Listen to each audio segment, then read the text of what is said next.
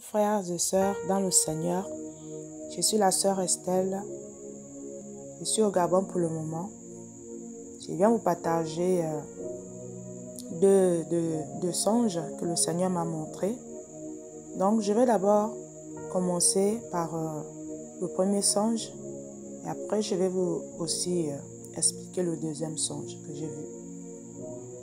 Donc, on va d'abord prier. Je vais remettre ça dans les mains du Seigneur. Éternel Dieu Tout-Puissant, Seigneur, merci Papa. Merci encore Papa pour tout ce que tu fais. Merci pour ta présence, Seigneur Dieu de gloire. Merci pour ton amour. Merci pour tout ce que tu fais, Seigneur, pour l'Église. Mon Dieu, mon roi, je te remercie, Père éternel des armées, pour les bonnes choses que tu annonces chaque jour, Père éternel, pour édifier le corps de Christ, Papa. Merci, mon Dieu, mon roi. Je te remercie, Papa, pour que ton esprit soit au milieu de moi. Seigneur, mets les bonnes paroles dans ma bouche. Seigneur, Père éternel Dieu, enfin, Seigneur, de partager ces deux messages. Dans le nom de Jésus-Christ de Nazareth que je l'ai prié. Amen. Voilà, donc je disais, ce premier songe, je me retrouvais en France dans un bâtiment. Et ce bâtiment ressemblait à un établissement. Et dans ce bâtiment, il y avait plusieurs bancs. Alors, tout le monde, on était assis comme à l'école. Donc, il y avait deux nationalités dans ce bâtiment. Il y avait les Blancs et il y avait aussi les Africains dans ce bâtiment. Et c'était des Africains qui étaient en train d'évangéliser dans ce bâtiment-là. Là, on était assis. Donc, j'écoutais, je voyais des gens qui étaient en train d'annoncer la bonne nouvelle, de dire de se repentir, de laisser les mauvaises choses, la mauvaise vie. Et je voyais des frères qui annonçaient la bonne nouvelle aussi. Et après, c'était moi qui a commencé aussi à évangéliser. Donc, je commençais à évangéliser. Je disais, il faut se repentir, il faut arrêter d'adorer les faux dieux. Ça, c'est ce que je disais. De ne pas se prosterner devant les images taillées. Je disais ça aussi dans le songe. Alors, je parlais beaucoup, je tentais d'annoncer vraiment les choses qu'il fallait abandonner. J'évangélisais, j'ai dit, il faut suivre le Seigneur Jésus-Christ, il faut suivre la parole de Dieu, il faut suivre Jésus-Christ, Jésus va nous sauver, Jésus. Donc, je disais ça. Et du coup, les Blancs qui étaient à côté de moi, c'était un groupe de Blancs qui étaient juste à côté, en face de moi, qui ont commencé à s'énerver. Ils ont dit, il faut nous arrêter ça maintenant, ça suffit. On a assez entendu vos discours. À chaque fois, c'est toujours la même chose que vous parlez ici, là. C'est ça qu'ils disaient. Nous, on ne veut plus entendre parler ça. On a mal aux oreilles. On ne veut plus ça. Laissez-nous. Donc, ils disaient comme ça, les Blancs, là. Ils ne voulaient rien savoir du tout.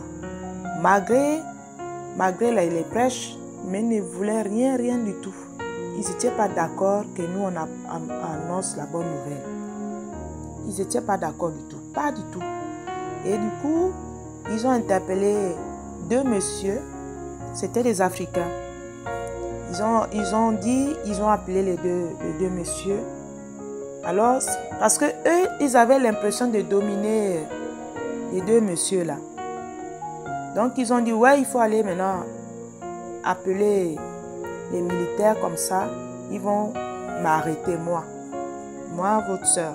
Donc, ils ont dit comme ça, oui, maintenant, on va chercher les militaires. Maintenant, les deux messieurs qui sont venus vers moi, ils vont aller chercher les militaires pour venir m'arrêter, pour m'amener en fait. Maintenant, parce que les deux messieurs sont venus vers moi, ils ont dit, il faut arrêter maintenant. Les deux Africains là, ils ont dit, il faut maintenant arrêter de ne plus parler de Dieu ici. Ils ne sont pas d'accord, ils ne veulent pas. Ils ont mal aux oreilles. Et du coup, quand ils ont dit ça, mais apparemment, j'attendais maintenant que les militaires viennent m'arrêter. Donc, en fait, c'était les deux messieurs qui sont venus vers moi.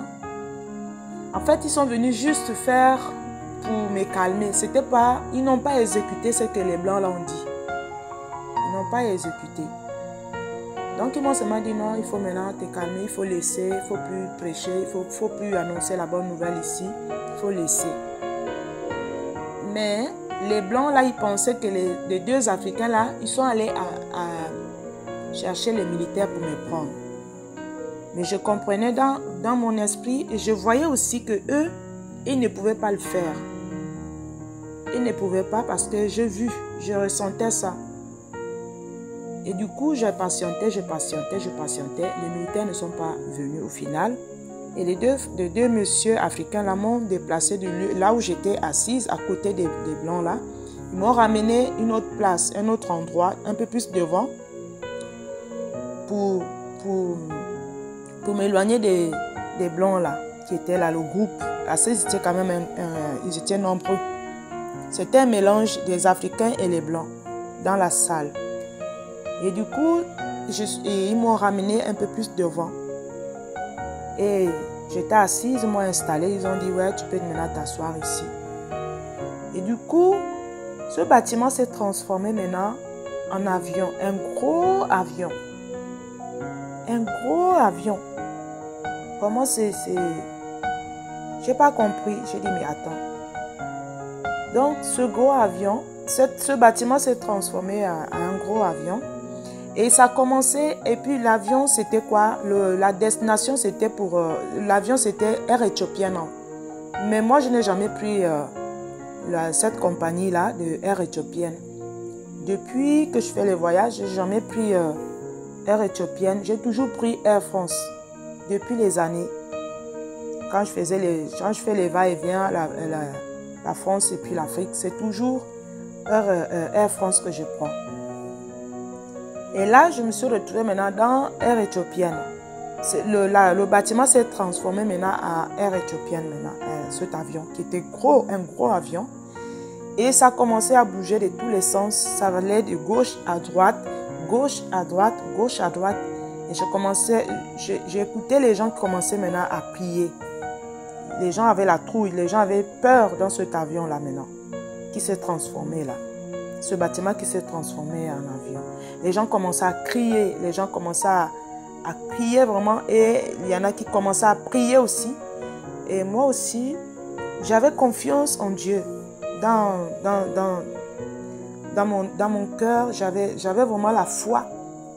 J'avais la foi, je disais que rien ne peut nous arriver, même si quelque chose va, même s'il y a ces genres de turbulences. Mais vraiment, c'était vraiment affreux. C'était vraiment horrible.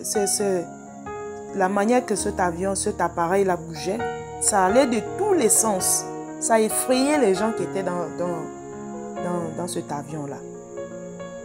Vraiment, c'était pas bien du tout. Et l'avion allait en Éthiopie. Ça allait vers là-bas. Moi, j'étais surpris, quoi. J'étais surpris parce que je ne sais pas pourquoi l'avion de ce bâtiment s'est transformé en un avion, et cet avion, au final, qui commençait à bouger à la fin, quoi.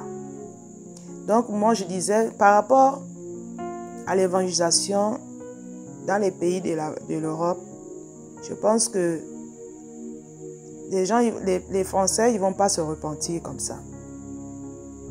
Ils ne vont pas se repentir parce que, si je le dis aujourd'hui, parce que on a évangélisé aussi en France, mais il y avait des gens qui n'étaient pas d'accord. Des endroits, quand on allait évangéliser, ils n'étaient pas d'accord de la parole de Dieu.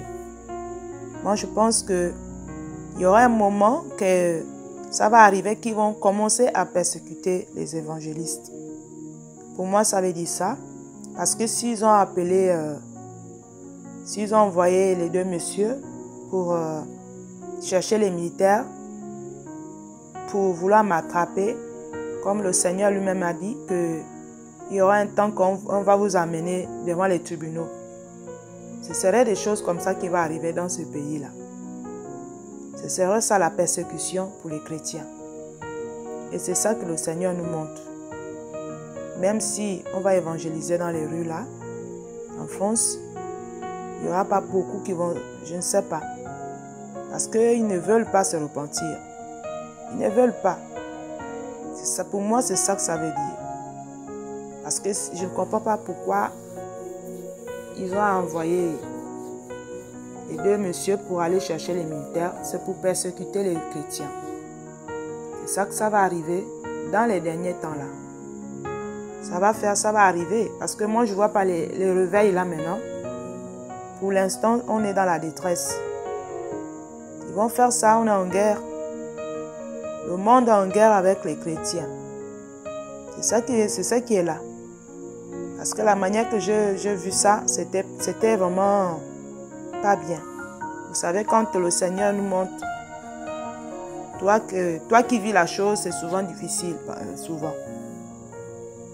Donc, c'est un peu ça. Pour moi, les Français, ils ne vont pas se repentir maintenant. Non. C'est pas facile. Par rapport à ce que le Seigneur m'a montré là, c'est vraiment bizarre. Et le deuxième songe, c'est... Puisqu'après, je me suis retrouvée en Afrique ici. Après les secousses de cet avion-là, je me suis retrouvée en Afrique. Et dans ce songe, j'ai vu un frère que je connais ici qui est pasteur. Et il était là. Et du coup, tout d'un coup, je vois un groupe de gens qui arrivent à annoncer. Il disait que oui, le pasteur Marcelo Tinassi est mort. Le pasteur Marcelo Tinassi est mort. J'ai dit, ah bon? Ils ont dit oui, il est mort. C'est fini pour lui. J'ai dit, ah, vous voyez, parce qu'il n'a pas écouté ce que les frères disaient, les avertissements que les frères et les hommes de Dieu, les autres et les frères en Christ, qui disaient à Marcelo d'arrêter, il n'est plus dans la vérité, d'arrêter ce qu'il fait. Donc, je disais ça aussi aux gens là. Ce sont des gens que je ne connaissais pas, qui sont arrivés dans le lieu là où j'étais avec le frère qui est ici. Donc, ils ont parlé de sa mort. Et vraiment, c'était vraiment la réalité. Comme c'était vraiment... C'était comme si c'était pas... Vraiment, je ne peux pas expliquer ça. C'est terrible. C'est vraiment terrible. Donc, quand ils ont annoncé ça, ça veut dire qu'il est mort en fait. Il est mort. C'est pas qu'il est encore en vie. Vous voyez, quand on vous annonce quelque chose, la personne est morte, c'est vraiment ça. C'est ça que j'ai ressenti dans moi.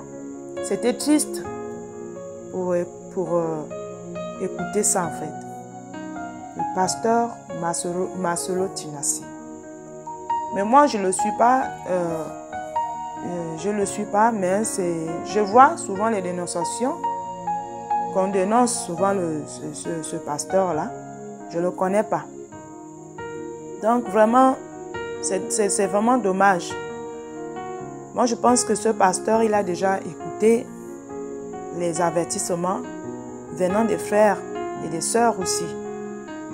Mais on ne sait pas s'il va se repentir. Je ne sais pas, parce que s'il devait se repentir, je pense que on ne devait pas venir annoncer sa mort comme ça. Vraiment, la personne peut être là, mais il est déjà mort. La personne peut être là debout, en train de prêcher, mais il n'est plus. Il n'est plus là. Comme on voit Saoul. Saoul, c'était la même chose. Il était là, il exerçait, mais il n'était plus avec Dieu. Il était mort. Au final, il était mort aussi. Et physiquement. Il est mort dans le combat. Donc, c'est ça vraiment que ce pasteur Marcelo Tinassi, c'est ça que j'ai écouté dans le son. Je ne le connais même pas. Je ne suis pas ces vidéos. Mais c'est ça que j'ai reçu comme message. Que s'il écoute ce message aussi, vraiment, il n'a qu'à se repentir parce que c'est pas normal. Le Seigneur ne peut pas venir parler ça comme ça. Si le Seigneur parle, il insiste, c'est que vraiment, c'est que la personne doit changer de voie. Il doit revenir à la vérité, quoi. Il n'est pas trop tard. Il n'est pas trop tard qu'il revient à la vérité. Mais il n'y a que lui-même qui sait. Il n'y a que lui-même qui sait sa situation. Vraiment, c'est dommage. Donc, voilà les deux messages que j'ai reçus aujourd'hui, venant du Seigneur. Et le Seigneur vraiment nous fortifie vraiment l'Église. L'Église vraiment, même les évangélistes, vraiment doivent être vraiment dans la vigilance parce qu'ils vont persécuter les évangélistes, ils vont persécuter, ils vont faire la guerre aux évangélistes aussi, ceux qui annoncent la bonne nouvelle. Parce que ces gens-là, ils ne veulent pas entendre parler. Ces gens-là, ils ne veulent même pas se repentir. Ils ne veulent rien savoir. Donc, on est en guerre avec le diable ici sur la terre, vraiment. Frères et sœurs, vraiment, les temps sont difficiles. Les temps sont vraiment difficiles que nous vivons. Donc, voilà les messages que je viens vous partager. Que le Seigneur nous bénisse, qu'il veille sur nous tous, sur chacun de nous. Shalom, shalom.